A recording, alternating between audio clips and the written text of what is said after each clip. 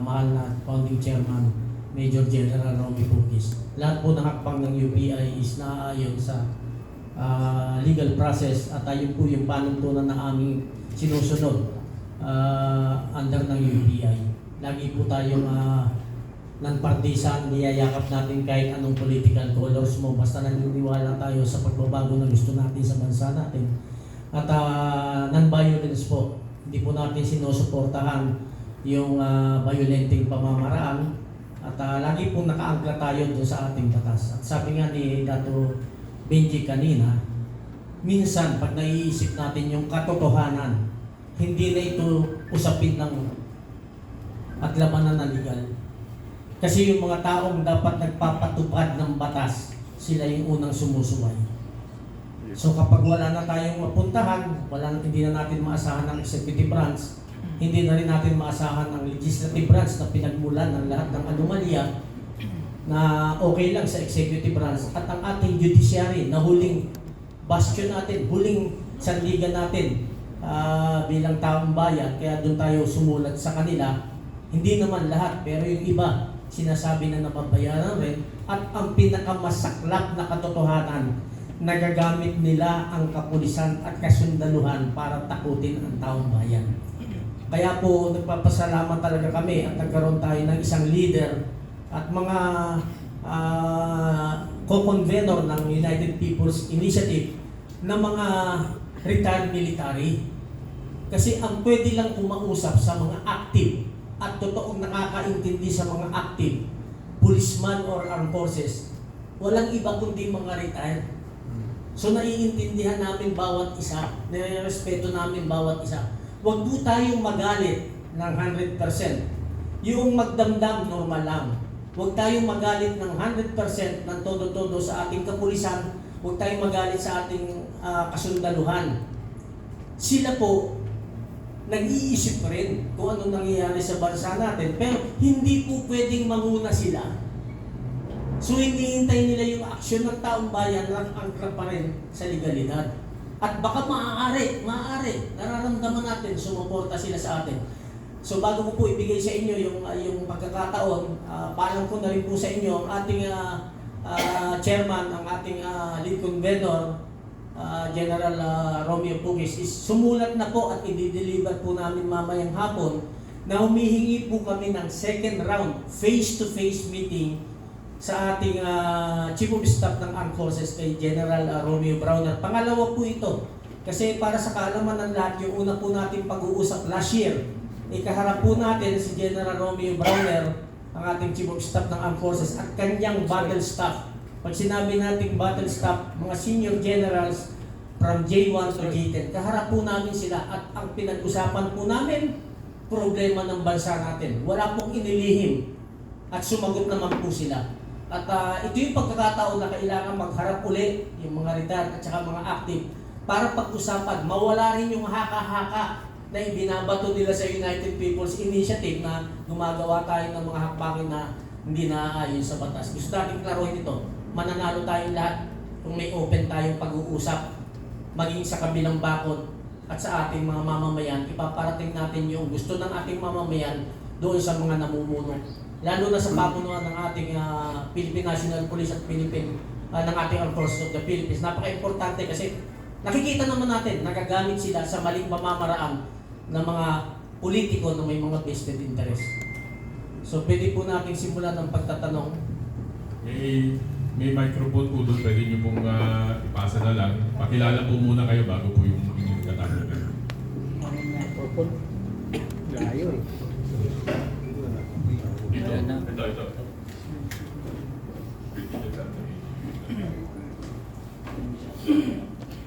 Iabot pag walang mag-aabot. Kaya na. Diyan na sa inyo. Dalawa lang, isa. Yung isa dito sa kabila para hindi na kayo tatamig-tamig. Okay. Ang question ko po ay Chet Gatchalian from Millenary News Channel. Ang question ko po is, kasi diba sinasabi na the burden of proof lies on the accuser. So ano na po ba yung nakita ninyo ng mga visible signs na masasabi ninyo na, okay, he's not feeling well? Or are we just relying sa sinasabi sa mga comments na AI lang to, na ganito lang to. Kahapon po, di ba, nakita niyo naman na tumakbo-takbo. So, is there a proof or kahit po observation na lang ninyo, baka nagbago yung visual presentation ng presidente, kaya kayo nagpa-file ngayon for mandamus? Kasi di ba, the burden of proof lies on the accuser. Second po, ano po yung move na maaari namin asahan sa inyo after this? Confirm mo lang, pupunta po kayo sa Supreme Court. Thank you po. Una, simplihan natin yung kasagutan para nasa same page tayo lahat. Unang-una po, tayo ay masaya na malakas ang Pangulo. Malinaw po yan. Ngayon sa sinasabi natin na ano yung proof natin na masasabi natin na wala siya sa kanyang peak na kalusugan. Dahil na rin sa mga posting sa social media na nakikita natin at napabasa natin ang mga artikulo. Pero hindi po tayo nagbabase ron. Ang United People's Initiative, hindi po nagbabase sa social media. May mga tao po tayo sa grounds. Nagtatanong po tayo doon sa mga nurses, sa mga janitors ng St. Luke's. Nagtatanong rin po tayo doon sa mga taong nakakakita. Kasi ang United People's Initiative po, dahil po mga retired militaries, alam po natin yung tinatawag na word na validation. Colonel Galang, alam yan, General Romy, na mahirap tayong magsalita na wala tayong basihan. Hindi po ganun ang United People's Initiative. May basihan po tayo. Ngayon yung basihan natin, ilalabas po natin yan doon sa tamang forum at tamang pag-uusap para yung legalidad na poproteksyonan yung both ends. So, doon sa pangalawang tanong naman, ano yung next hakbang ng United People's Initiative? Kung mapapansin ninyo, maraming nagsasabi na kami kasi hindi kami reactive. Pag reactive ka lang, pag may nangyari at saka kagagawa ng bagay, that is too late already. Maaring may nangyari ng hindi maganda sa ating lahat. At hindi rin tayo proactive. Ang proactive now is a dying measure. Ang ginagawa po ng People's Initiative, we are being predictive. Pinipredict na po namin kung ano yung posibilidad na mangyayari base sa pagtatanong sa mga sektor ng lipunan. At doon kami gumagawa ng aksyon. Kagaya nito, pasensya na po uli kayo, mabilisan. Pinail namin ng Friday. Bakit ngayong Monday lang tayo nagharap-harap? Kasi hinintay pa po namin yung GR number. Ibig sabihin, katibayan na natanggap na ito at nailagay na ito doon sa kanilang listahan sa Supreme Court at maaaring ipatawag tayo anytime, maaaring mag-convince sila en bank para pag-usapan ito. So hinintay po natin at lumabas lang ito, Colonel Galang, kahapon lang kagabi. So kaya tayo may nag-decide. So ang hakbangin ng People's Initiative, lahat po ng galaw, maging ito ay galaw man ng anumang kulay politika, sinusuportahan natin, basta meron tayong common denominator. Ang common denominator natin sa pagkakataong ito, kaya paalam ko na rin sa inyo, nag-uusap kami nila General El Rio, nila Sir Edwin Fernandez, na parte ng ating United People's Initiative. Kung mapapansin ng iba, sasabihin nila, liberal sila General El Rio, sila Sir Edwin Fernandez, nag-uusap-usap kami.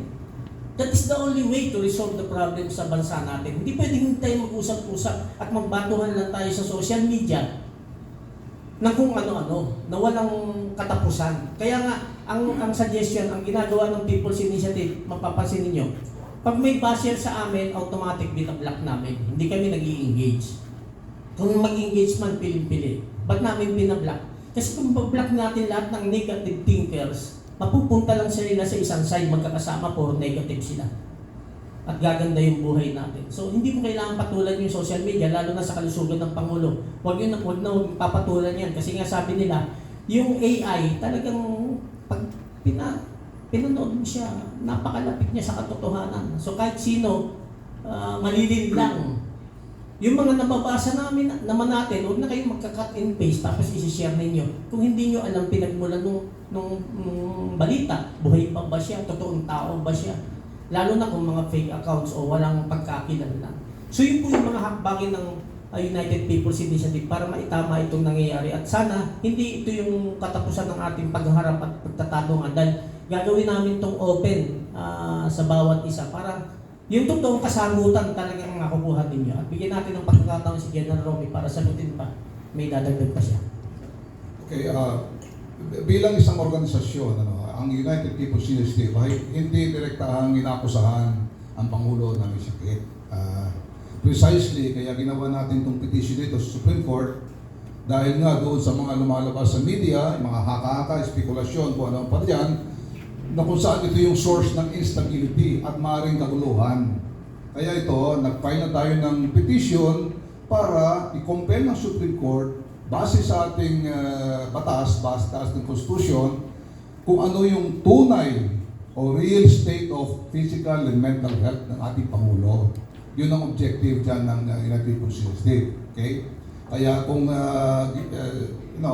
in-approve ng Supreme Court, just in case itong aming petition at i-compel yung executive na ilahad ang tunay na state of physical and mental health ng Pangulo, ibig sabihin, para sa taong bayan, mawawala yung mga haka-haka, spekulasyon, sa mga instability na yan. Yun lamang po. Maraming salamat. Thank you. Doon sa tanong yung burden of proof. Ang burden of proof po, nire-require natin sa isang kaso. Impeachment man yan, criminal case. Ito po ay isang legal inquiry. Petition po ito, hindi po ito kaso. Kung hahanap po tayo ng burden of proof, dapat po kaso ang ipinahin natin. Hindi po tayo nagkaso, nagtatanong po tayo ng legal sa Korte Suprema. So yung pong tanong na yung burden of proof, baka siguro po nasa maling konteksto. Kaya po tayo nagtatanong, hindi po tayo nagkakaso. Para malinaw po tayo doon. This is not a criminal or an investigative case. This is a legal inquiry. Para po klaro tayo sa lahat. As to the next steps, nabanggit na po ni Sir Ray, siguro po saka na idagdag na lang namin yung iba as we go along. Salamat po. Next question. Sir, good morning at magkahawig lang tong tanong namin. Biyahe ni Benji, vlogger, at ang tanong ko, so hindi lingid sa ating kalaman kamakailan lang, no, tad-tad sa social media, paghahanap sa Pangulo. Bigla na lang siyang lumabas at nagtatalon-talon. Sapat na ba yun para paniwalaan ng taong bayan yung pagtatalon-talon na yan? Yung tanong mo, kapatid, ay tanong ng milyong Pilipino. Ilang araw siya, kung aming natatandaan, April 1 or 2 yung last appearance niya. Sa aming pagkakaalam. Tapos bumilang ng 5 araw, 6 na araw, wala talagang lumalabas. At sa pagitan noon, nung wala siyang appearance, mapapansin natin, puro throwback videos, mga articles ang lumalabas sa mainstream at saka social media. Ito po, pag-usapan na natin ng malalim. Napakaganda ng tanong para maintindihan natin. Sa normal na kaisipan ng isang tao, makikita natin yung pattern. Ano yung pattern na yun? Magkakasunod kasama yung mainstream. So, alam nila na throwback ito, nag-share rin yung isang mainstream ng throwback, nag-share ng throwback, puro throwback sila lahat. So, pattern, naka-pattern talaga yung ginagawa nila. Ngayon, brother, hindi sapat yun na ilang araw siyang nawala, tas bigla siyang lumabas, nagtalon-talon. Ang kailangan natin is legal proof. Hindi yung aliwin tayo. Aliwin.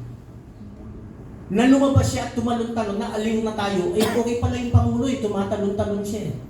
So, ang kailangan natin yung legal statement. Executive branch, kailangan i-practice nila dahil sila yung panuntunan, sila yung example. Actually, sila yung breaking point ng legislative at saka ng ating judicial branch, yung executive. Kaya may veto power yung president.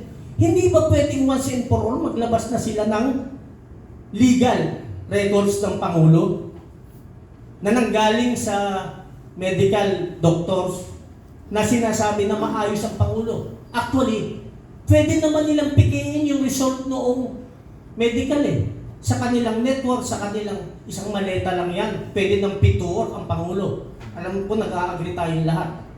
Pwede mong pikiin ang iyong state ng kalusugan. Pwede yan.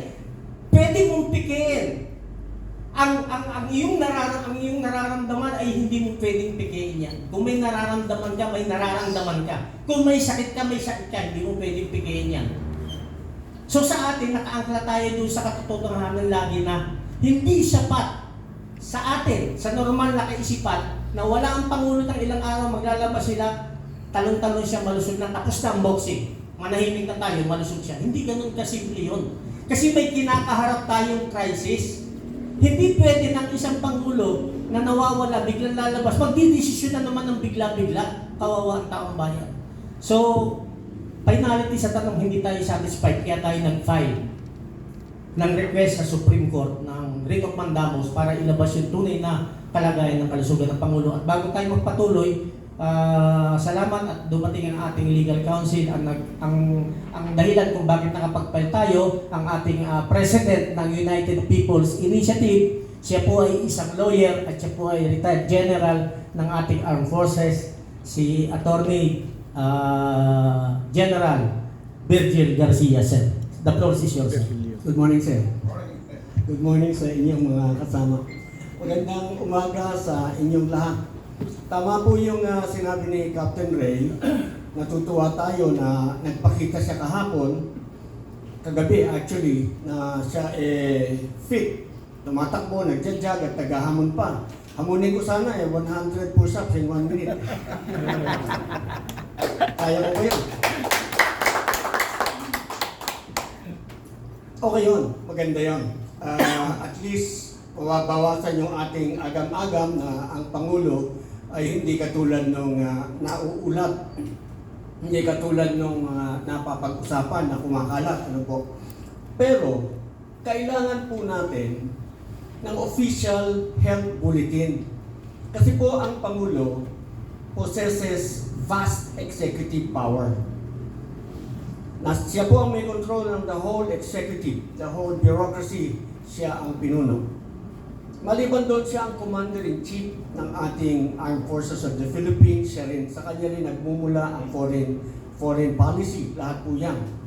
Ngayon, kung siya po ay hindi okay, at bigla-bigla na lamang tayong magugulantang sa kanyang kalusugan, at pagkatapos ay magkakaroon ng emergency, hindi po kayang panindigan ng OIC yung ganong klaseng sitwasyon.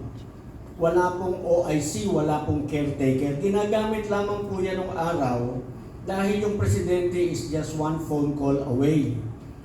Siya pa rin ang magdedesisyon. Yung po kasing appointment ng OIC o active president na wala sa constitution, wala sa constitutional line of succession, wala pong visa yun dahil it does not also carry with it presidential discretion.